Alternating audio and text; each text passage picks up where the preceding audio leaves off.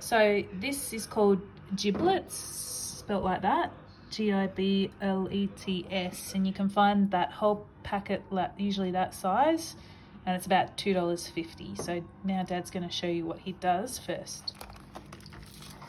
Takes them out, and he tells me to wash them. So why do you wash these, Dad? That might clean. To clean them, yeah. So sometimes, like, he says there's maybe some, like, something dirty or some stuff in between, so he just gives the meat a bit of a wash just to make sure. But it's fairly quick process, isn't it? Just if there's anything that feels yucky on it, he just washes it like that. What are you doing there? I cut them small.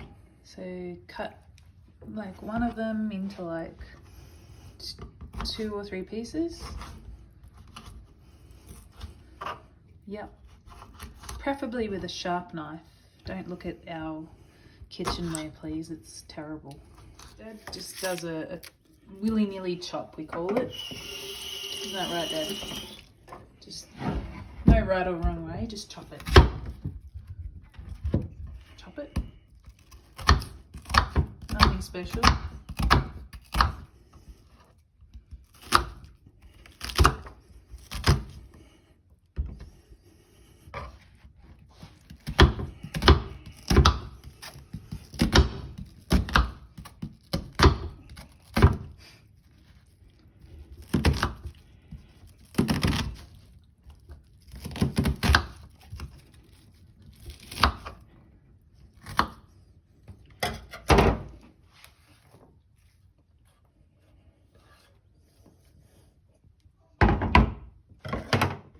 And now he is putting in a quarter of a capsicum.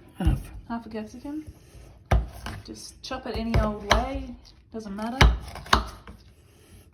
It's easier if you turn it around the other way to chop it, Dad. Yeah, that's easier. So you can just see it's just there's no just rough chop, whatever, because you're just going to whack it in. Isn't that right? And he's peeling about 3 or 4 cloves of garlic and a couple of sticks of celery, and just same thing, roughly chop them and chuck it into the pan. So you haven't actually put the pan on the stove yet. You're getting all the ingredients together to put in the pan. Okay, so now Dad just went and got the rosemary from the garden, and he just chops it up and also chucks it in. Is there anything else? I know you put the garlic and George just all chop up. Anything else you're going to chuck in there? Parsley and the Italian spice. Okay. So Dad just put like a small amount of wine, about that much at the bottom. Can you hold that bottle up? There? Just a little bit. Just like that much at the bottom of the bottle. He put a couple of shakes of his Tuscany Italian seasoning and some pepper, a couple of grinds, and he just chopped up a whole bunch of fresh parsley, chucked it on the top, and now he's putting the salt. There's no oil in here, is there? I need to put some on. And he said he needs to put some oil. So here comes the oil. All this is done before it gets chucked on the stove. Not too much oil, but yeah, you can see that's maybe like 3 tablespoons, just to pour around. And got to put a lid on it.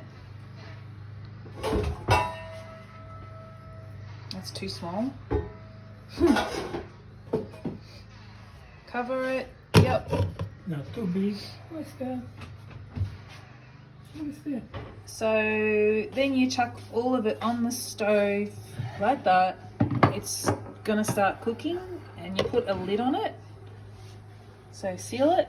The lid has a little vent, and it's on a medium heat on the gas. And Dad's just gonna leave that like that, and then occasionally stir it, right? Yeah. And he'll probably just leave it cooking because he doesn't really need to watch that too much. Come back and stir it every 10 minutes, and it'll probably take, what, 20 minutes, 25 minutes? Oh, then because these things are let cook slow. So, So giblet, because it's like to make it softer, the meat, how long will you leave it on for? I cook more than half an hour. So over 30 minutes, he said, but that's to make it tender, the giblet. But yeah, he doesn't really need to check on it because the lid's on, keeping all the moisture in. And so once it's cooked a little bit, No, you can do it before. Dad turns the heat down slightly, and he just chucked one of these dry chilies in there for some heat. But he said, bring it up to the boil and then turn the heat down and simmer it.